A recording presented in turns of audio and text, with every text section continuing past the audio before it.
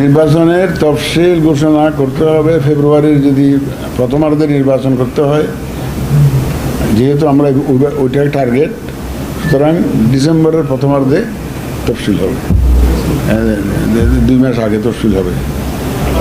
আর গোয়েন্দা সংস্থা কেন, কোনো সংস্থার দ্বারা প্রভাবিত হইয়া আমরা নির্বাচন কমিশন কাজ করবে না।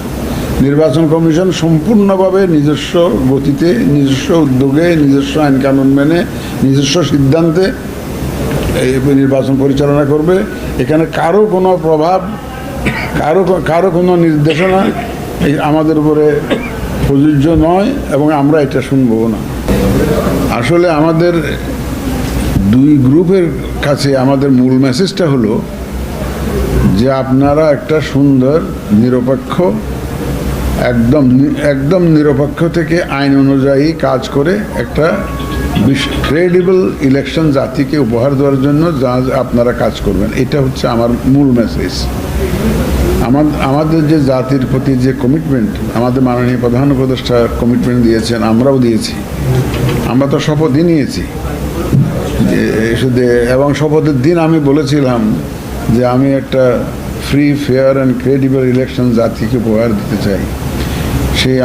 আমার সেই শপথে অটল আছি, আমার নির্বাচন কমিশনে অটল আছে, এবং সেই লক্ষ্যে আমরা কাজ করে যাচ্ছি। সেই মেসেজটা আমি আবার আজকে আমাদের সব অফিসারদেরকে 2টা মিটিংয়ে আমরা এটা দিয়েছি, এবং ওনারা আমার কাছে কমিট করেছেন। আমাদের তো বিভাগীয় কমিশনার মহোদয় আছেন আমার পাশে, তো ওনারা সবাই কমিট করেছেন যে ওনারা নির্বাচন কমিশনের পক্ষে আছেন, থাকবেন।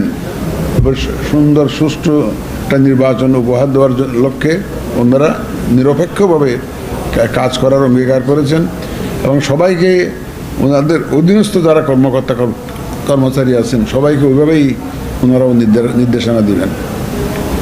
সুতরাং আগের মতো যে নির্বাচন, যে আগের যে 3টা নির্বাচন হয়েছে বলে উনি প্রশ্ন করলেন, সে ধরনের নির্বাচন হওয়ার কোনোই সম্ভাবনা নাই।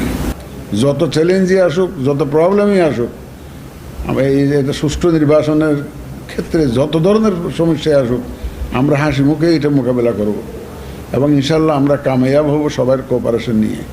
আর যে এনসিপির যে এইটা প্রতীকের কথা আর কত বলবো ভাই, হয়তো আমাদের সচিব মহোদয় অনেক বলেছে, আমিও বলেছি, আপনারা তো জানেনই। এটা একটা দলের প্রতীক নিতে গেলে আইন এবং বিধান অনুযায়ী ইলেকশন কমিশনের যে তালিকাভুক্ত প্রতীক আছে ওখান থেকে নিতে হয়। এটা হচ্ছে আইনের বিধান। তো ওনারা যেটা চেয়েছেন ওটা আমাদের তালিকা